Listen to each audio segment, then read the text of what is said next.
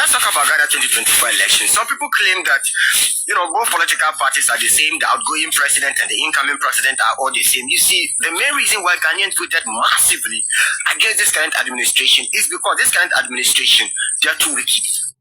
Ghana got to a point whereby corruption was normalized. Corruption was normal. Let me tell you something. Before 2016, we were told that John Dramani Mahama collected Ford Expedition as a bribe. And it was a big news all over Ghana. Big news.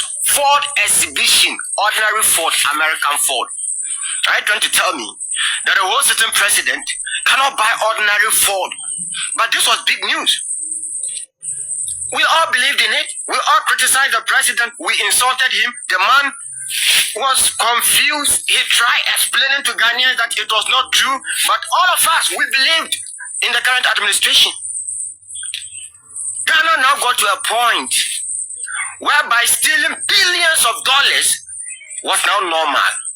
Stealing billions was normal, not because, Ghanaians like the current administration. But the point is, people were now afraid to speak out. People like myself, because, look, I was one of the few people in this country on social media who told the current administration that, look, you're messing up the country.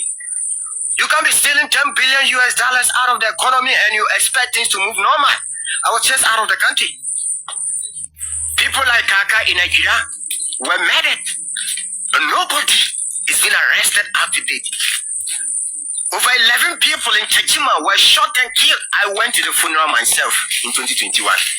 Nobody is arrested up to date. So you can't tell me that John Dramani Mahama government and Akufo-Addo government is the same. I don't want to believe in that nonsense. It's bullshit.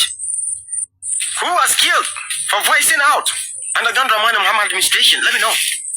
Yes, corruption has always existed, even under Nkrumah government. That many of you keep telling us that is the best government in the history of this country. Yes, and I believe that the Nkrumah government was the best government in the history of this country. But even under Nkrumah, there was corruption. And that is the fact of politics. There will always be corruption. But it all depends on the government, how the government fights corruption.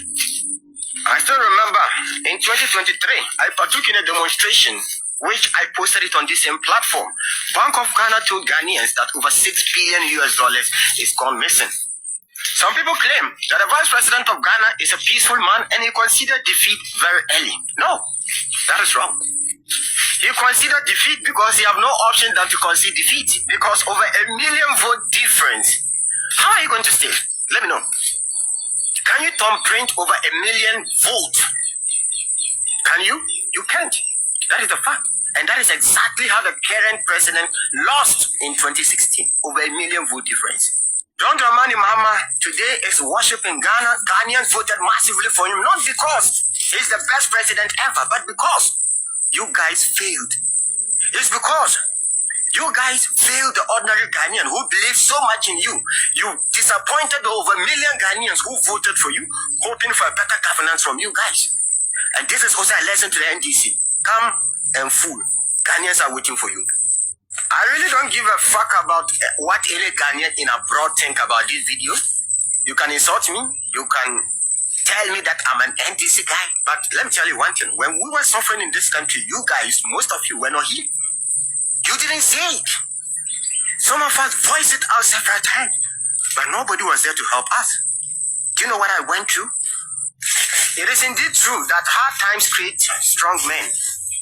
Timor Media 360 exists today because the current administration decided to make Ghana a living hell for me. So I decided to be strategic and I decided to switch to geopolitics instead of the local politics that I was, engaged in. Let's talk about Ghana 2020.